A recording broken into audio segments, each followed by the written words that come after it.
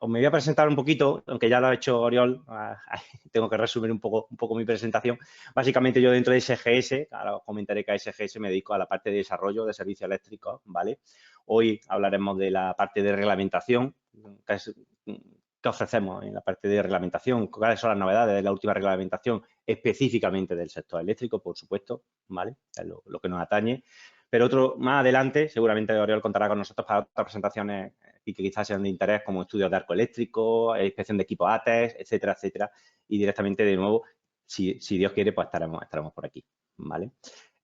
Solo un minuto. SGS es una empresa que nos dedicamos a la inspección, certificación, ensayo y verificación de instalaciones. En España estamos en todas las provincias, en todas las comunidades autónomas y, bueno, somos unos 4.100 empleados que nos dedicamos a eso, a la certificación, inspección, etcétera, ¿vale? Estamos en todos los sectores y hoy, de todos los sectores que toca SGS, nos vamos a parar en uno muy concreto, como es el sector energético y, en particular, dentro del sector energético, en la reglamentación eléctrica que atañe al sector eléctrico, ¿vale? Que es muy interesante. Entrando en materia, ¿vale? Lo más interesante, la presentación que voy a hacer hoy, si me da tiempo a verlo todo, porque es bastante ambicioso, tiene dos partes muy definidas, como son la reglamentación eléctrica, la reglamentación en el sector eléctrico y ensayo, ¿vale? Evidentemente, tanto un apartado como otro lo vamos a ver de manera muy resumida y tenéis que tener en cuenta, bueno, pues que un solo reglamento tiene muchísimas instrucciones técnicas complementarias, muchísimas ITC que evidentemente no vamos a poder ver, ¿vale? Yo me voy a centrar en las modificaciones, en las novedades que vienen apareciendo, tanto del reglamento como de sus guías, como futuras instrucciones técnicas que aparecerán en el futuro y que quizás os puedan interesar y, bueno, y gracias a esta ponencia pues estar más atentos al futuro que nos puede venir desde el punto de vista de la reglamentación industrial, ¿vale? Luego, en la parte de ensayos, lo mismo. Veremos los ensayos más habituales en instalaciones. Nos dedicaremos solo a ensayos, pues ensayos de alta capacitación, a ensayos eléctricos avanzados que llamamos nosotros, como en máquinas de potencia, ya sean transformadores, máquinas rotativas, en líneas eléctricas, pues sistemas de puesta a tierra completos, etcétera, etcétera, ¿vale? Pero lo veremos de una manera, pues, muy general, simplemente para que os suenen, si sois propietarios, mantenedores, diseñadores, ingenieros de este tipo de instalaciones, pues quizás os sea interesante.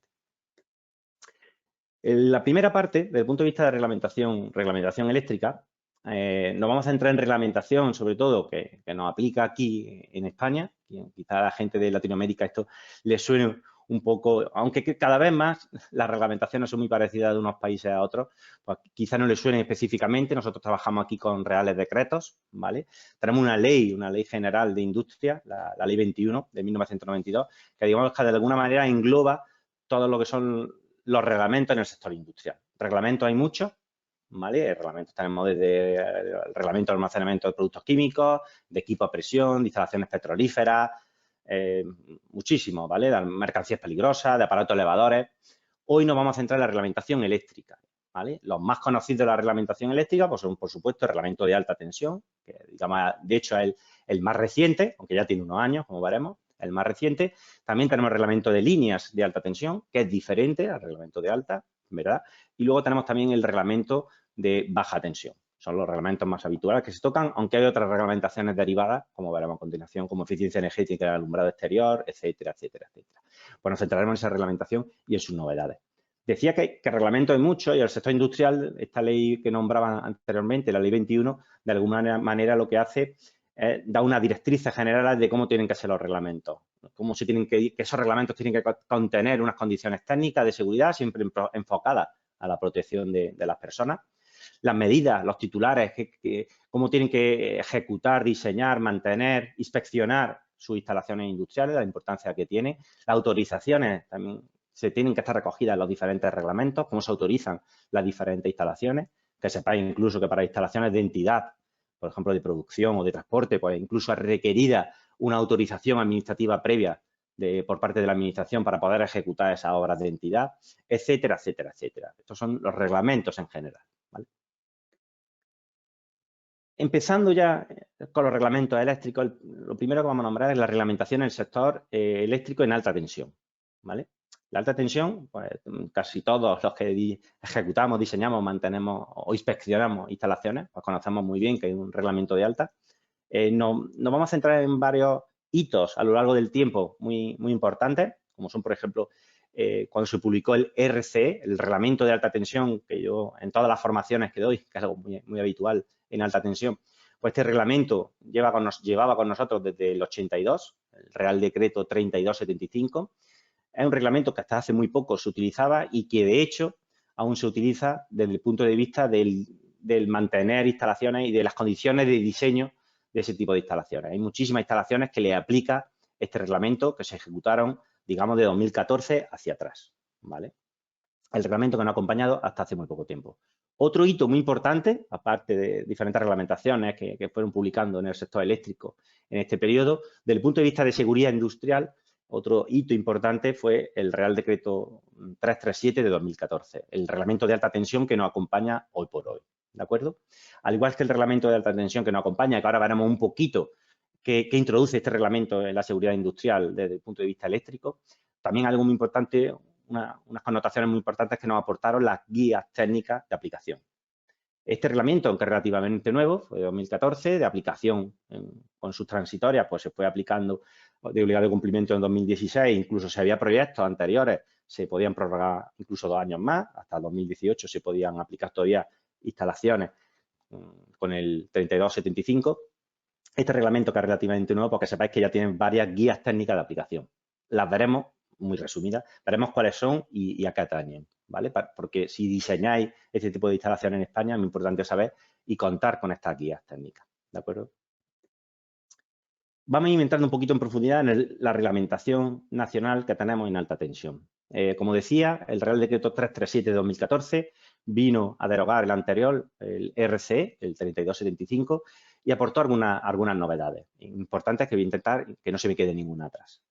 Este reglamento, además de sus disposiciones transitorias, ¿vale?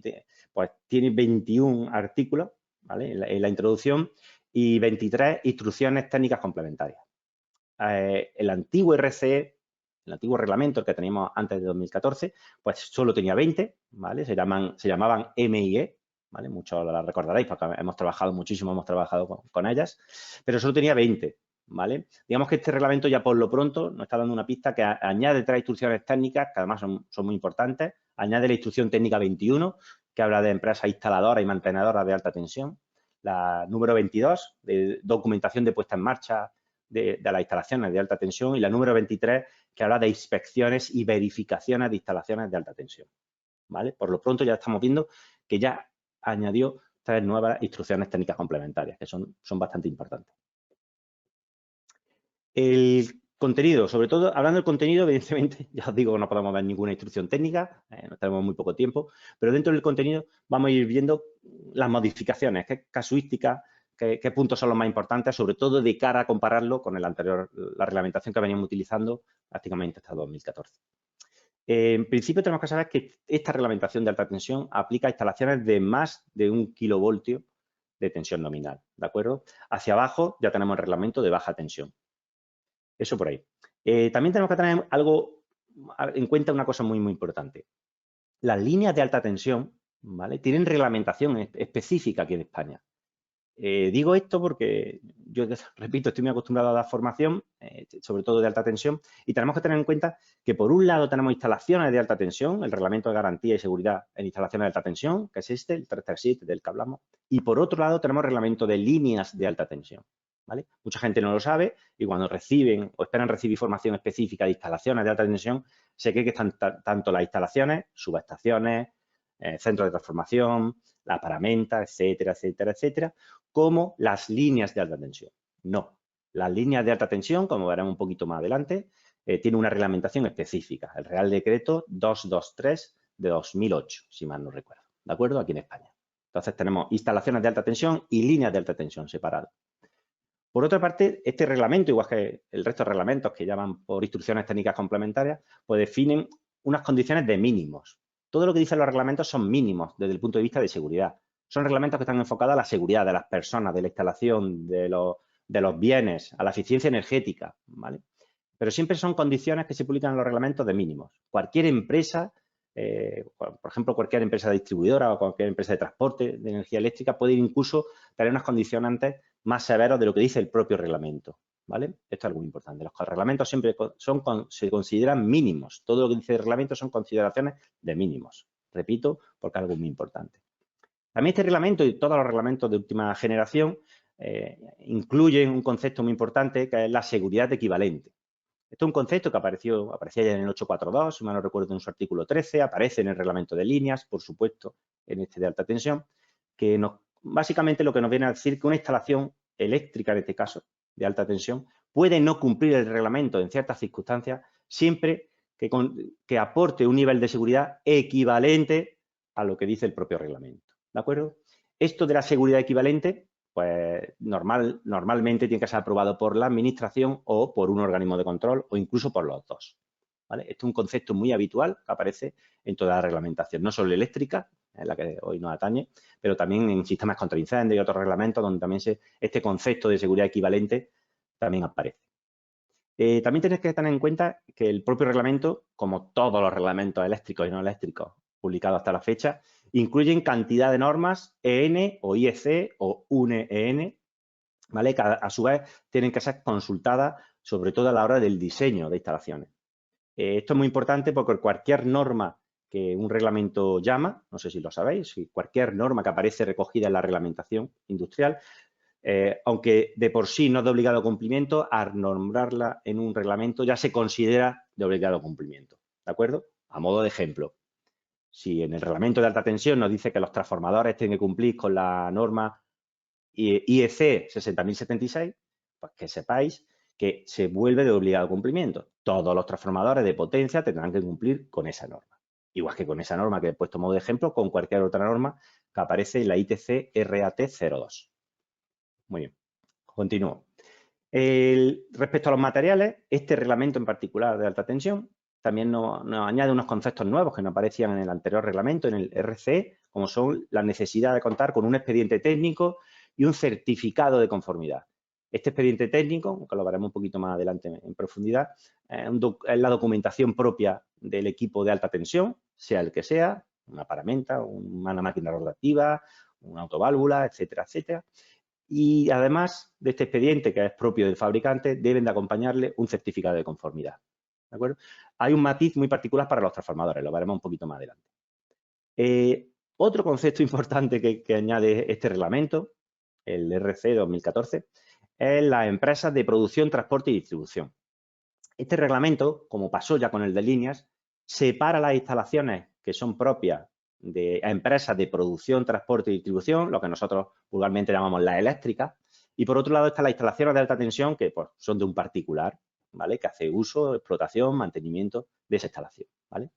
Estas empresas de producción, transporte y distribución, el propio reglamento les da potestad para diseñar, ejecutar y mantener, incluso verificar, luego veremos la diferencia entre verificar e inspeccionar, sus propias instalaciones. Que sepáis que las eléctricas tienen capacidad, porque así se le aporta el reglamento, para ejecutar, diseñar, mantener y verificar sus propias instalaciones. Este hecho es muy importante, ¿de acuerdo? Otro concepto importante que también apareció por primera vez en el reglamento de líneas de alta tensión fue el concepto de instalador de alta tensión. El instalador mantenedor de alta tensión, que sepáis que se definieron dos niveles, el AT1 y el AT2. Básicamente el AT1 es el que puede ejecutar desde 1 kilovoltio hasta 30 kilovoltios y el AT2 no tenía límite de capacidad a la hora de ejecutar o mantener instalaciones de alta tensión, ¿vale? Este concepto de AT1, AT2, al igual que el de empresa de producción, transporte y distribución, fueron conceptos que ya aparecieron en el reglamento de línea y que el reglamento de alta tensión, este 337, adquirió como propia. Luego, la obligación de presentar proyectos. También, eso ya pasaba con el antiguo reglamento, con el RC, el 3275. Las instalaciones de alta tensión tienen que presentar un proyecto visado o no visado, bueno, por la ley esta que se modificó el tema de visado, pero siempre con una dirección de obra, con un seguimiento de un ingeniero con su capacidad técnica, etcétera, etcétera, etcétera. Es obligación presentar este proyecto, ¿de acuerdo? Y por último, aunque ya lo he comentado hace unos minutos, la elaboración de guías técnicas. Ya en este reglamento hay varias guías técnicas de aplicación, la veremos en un minuto. Otros aspectos destacados, aunque algunos ya he nombrado, la diferencia entre verificación e inspección. Tenemos que tener en cuenta que las instalaciones de alta tensión, según sean propiedad de una PTD, de una empresa de producción, transporte y distribución, o sean de un particular, llevarán verificación o inspección. Las PTD, las empresas de producción, transporte y distribución, ellas se pueden hacer sus propias verificaciones. Y para hablar con propiedad es así, verificaciones. Ellas no pueden realizar inspecciones. Las empresas que pueden realizar inspecciones somos los organismos de control, las empresas que podemos realizar una inspección o la propia administración. ¿Dónde hay inspección? Pues en aquellas instalaciones que no son propiedad de las PTD, en las instalaciones de particulares. Ahí se ejecutan inspecciones con sus periodos, con sus requerimientos técnicos, etcétera, etcétera, etcétera. ¿Vale? Otro concepto importante que no me quiero dejar pasar por alto en esta primera parte de reglamentación es que las instalaciones de alta tensión que están fuera de servicio pero sin desmantelar también tienen que pasar inspección o verificación, ojo, ¿vale? Si son propiedad de una PTD. Este concepto es muy importante porque no aparecía en el antiguo reglamento y la finalidad de este reglamento es que ese tipo de inspecciones pues sean verificadas periódicamente hasta que se desmantelen o se den totalmente de baja en la administración y se desmonten, ¿vale? Mientras esté fuera de servicio, pero sin desmantelar, están sujetas a inspección, ¿de acuerdo? Además, ya lo adelanté, el tema del expediente técnico y el certificado de conformidad. Los fabricantes, bien lo sabes, y si no acompaña alguno, los fabricantes de equipos de alta tensión, de las diferentes paramentas de alta tensión, saben que tienen que tener un expediente técnico de sus productos, expediente técnico que es de ellos, que deben de mantener durante 5 años para la vigilancia del mercado, este tema es muy, muy importante, y además de ese expediente técnico, que normalmente pues, no nos facilitan a los usuarios de instalaciones de alta tensión, hay un certificado de conformidad, certificado que sí que normalmente acompaña al material y que nos da toda la información de esa paramenta de alta tensión. En la ITC número 3 del reglamento de alta tensión y en la guía posterior que se publicó, aparece el contenido que tiene que tener ese expediente y ese certificado de conformidad y cuando se habla de una familia de productos, los ensayos tipo, los ensayos de rutina, etcétera, etcétera, etcétera. Todo eso está en la instrucción técnica número 3, por si a alguien le interesa, sobre todo a los fabricantes.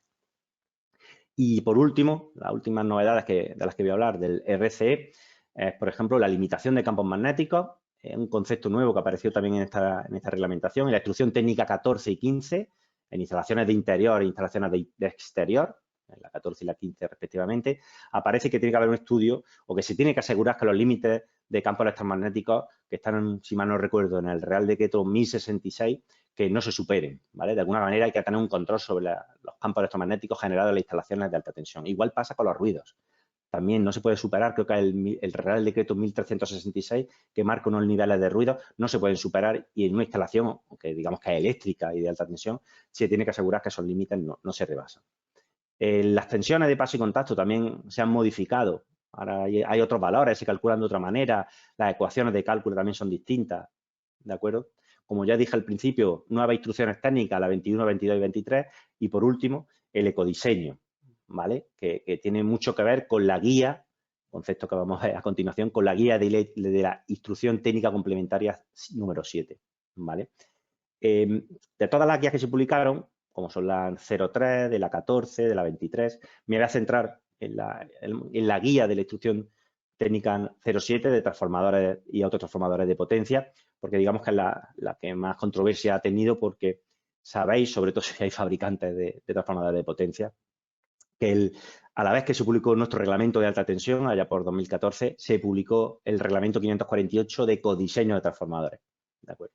Entonces, hubo una controversia que la guía vino a disiparla, básicamente, para aquellos que compráis, podéis adquirir un transformador o sois fabricantes, seguro que ya lo sabéis.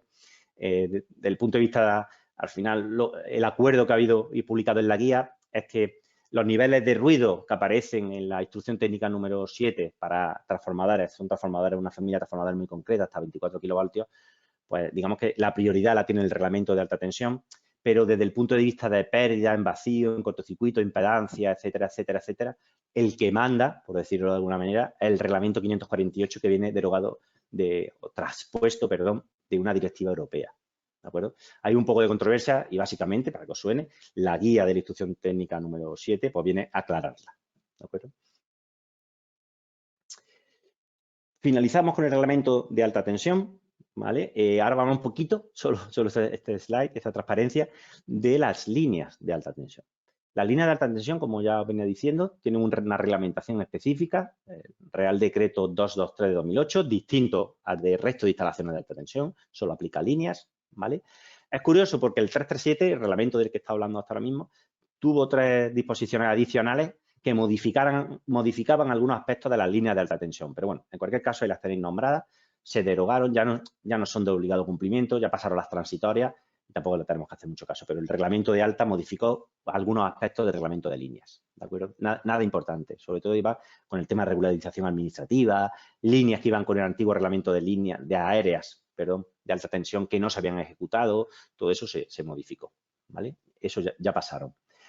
Por destacar algo de este reglamento de líneas de alta tensión, que también es muy importante a la hora de ejecutar, mantener, diseñar este tipo de instalaciones, por destacar que el reglamento del 223 ya incluyó una instrucción técnica específica, la ITC LAT06, para líneas subterráneas con cable aislado.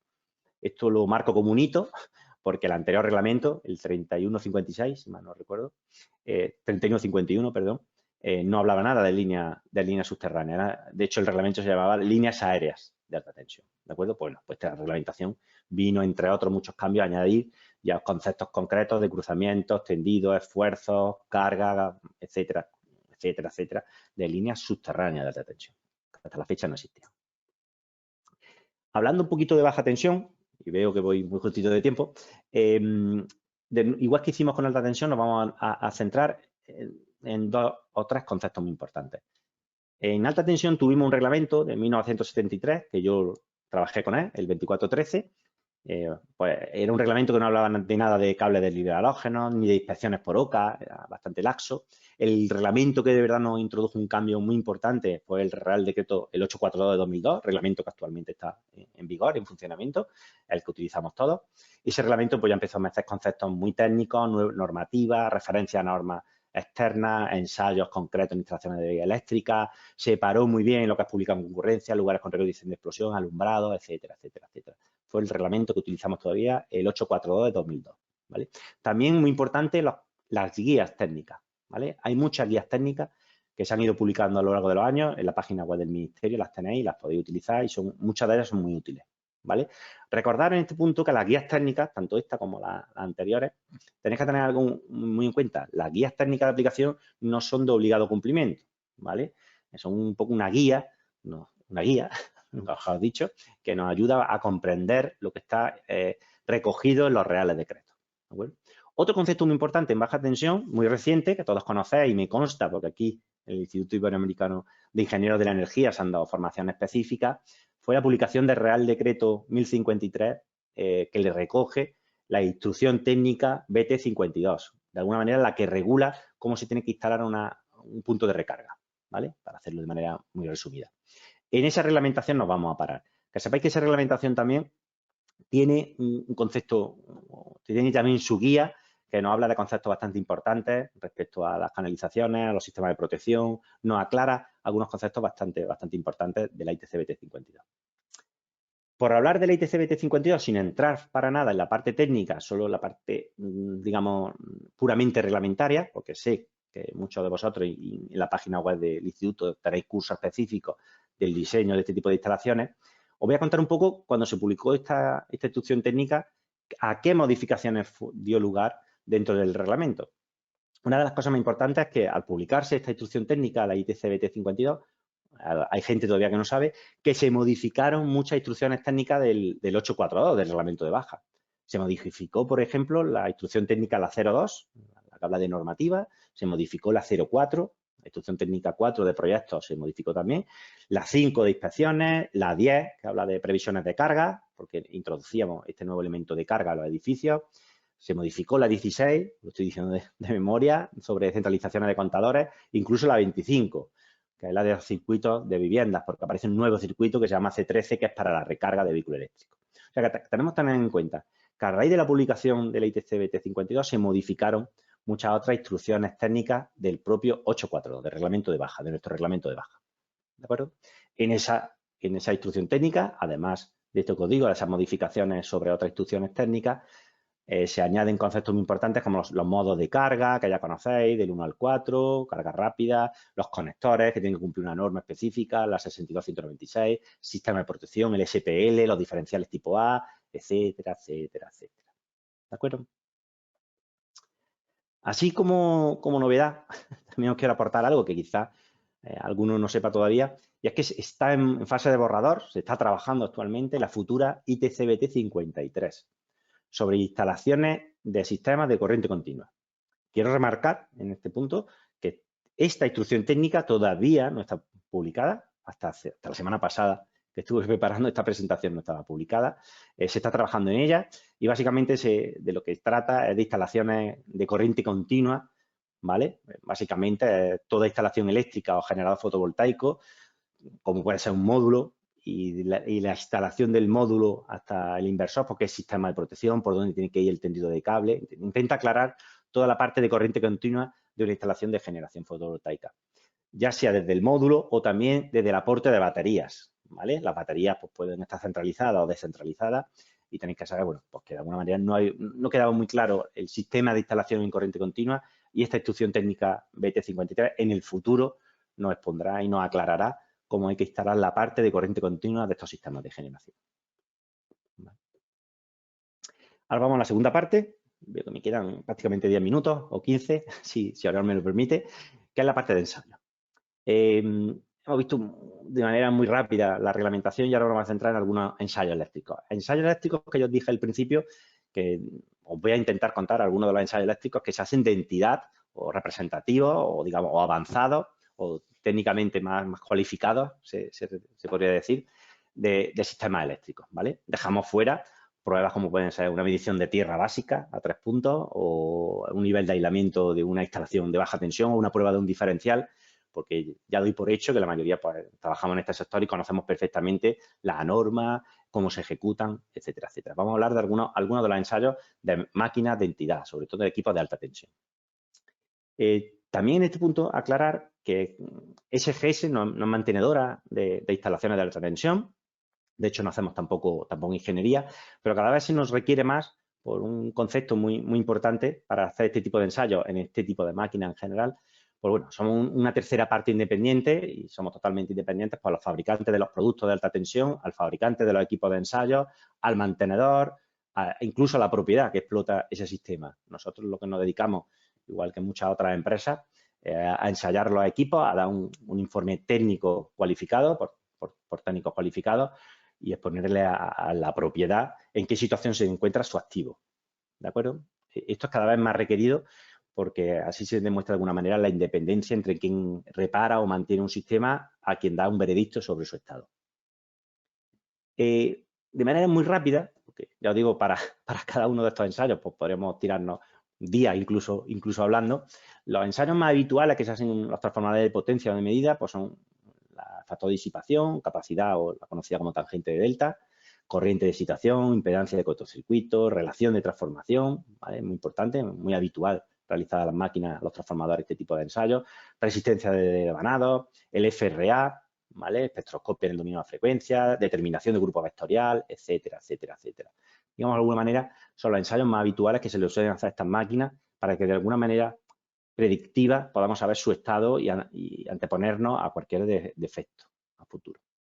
Además de la máquina de potencia, del transformador de potencia o de medida, hay mucha otra paramenta como autoválvula o las bornas. Es muy habitual también probar las bornas, los redes de protección, ya sea de la máquina o directamente centralizados en el cuadro de centralización. Los conmutadores, es muy habitual probar conmutadores en carga de los transformadores, incluso cada vez pruebas más sofisticadas, no invasivas, para determinar el estado de los conmutadores, resistencia dinámica, etcétera, etcétera. Todo eso son pruebas habituales que se le hacen a este tipo de equipo. ¿Cuándo se le hacen? Pues normalmente en los periodos programados, que pueden coincidir con la inspección o no, según la criticidad del equipo, ¿vale? Después de un mantenimiento programado, como decía, también cuando sucede un accidente o un disparo de un equipo, por desgracia, pues suceden accidentes y, bueno, pues muchas veces nos llaman a empresas como nosotros especializadas para determinar la casuística del accidente y dar un veredicto sobre por qué se ha causado o incluso en qué estado se encuentra la máquina después de ese accidente, ¿vale? y también después de una puesta en marcha, es algo muy habitual que se nos solicita a nosotros apoyar en la puesta en marcha, sobre todo de grandes plantas, con este tipo de activos. Las máquinas rotativas también es algo muy habitual. ¿Qué se le hace? Pues básicamente también aislamiento a niveles de tensión superiores, normalmente a 5 kilovoltios. Se determinan los índices de polarización, de reabsorción, etcétera, etcétera, etcétera. Descargas parciales. Hay muchísimas tecnologías, muchísimas pruebas no invasivas que se le pueden hacer cada vez más a los equipos eléctricos para conocer su estado de mantenimiento.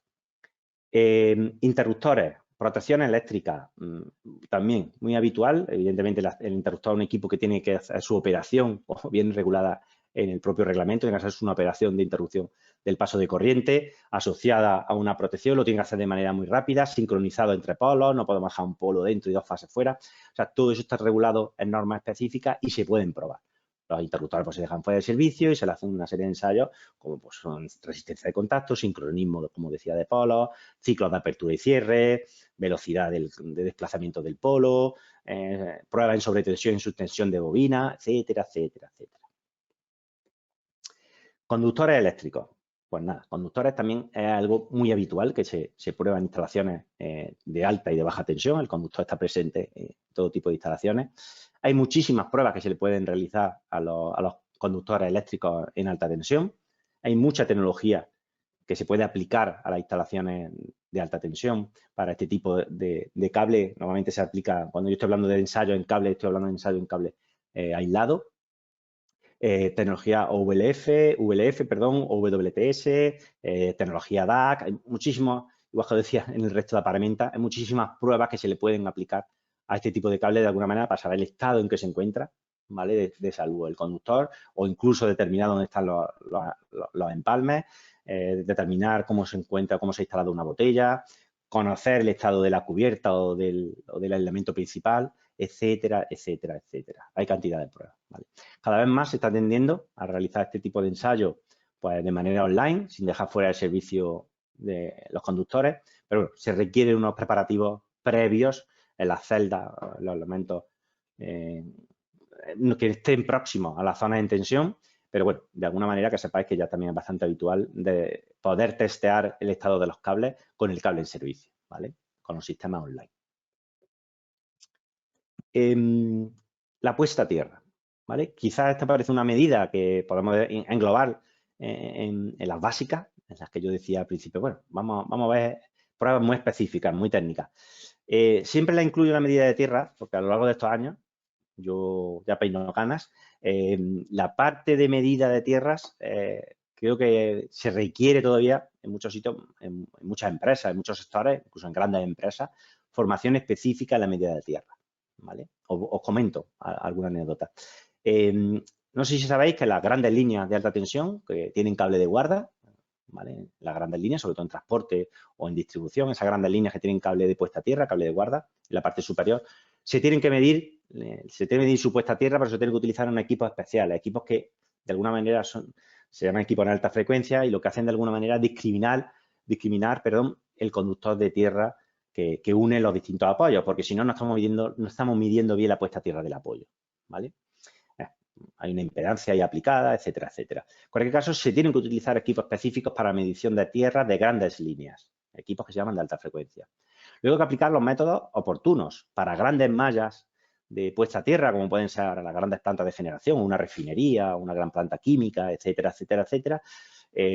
Son sistemas muy mallados y se tienen que utilizar unos sistemas de inyección fuera de la malla para medir el valor de puesta a tierra. Suelen ser los mismos sistemas de inyección que se utilizan para medir el paso y contacto.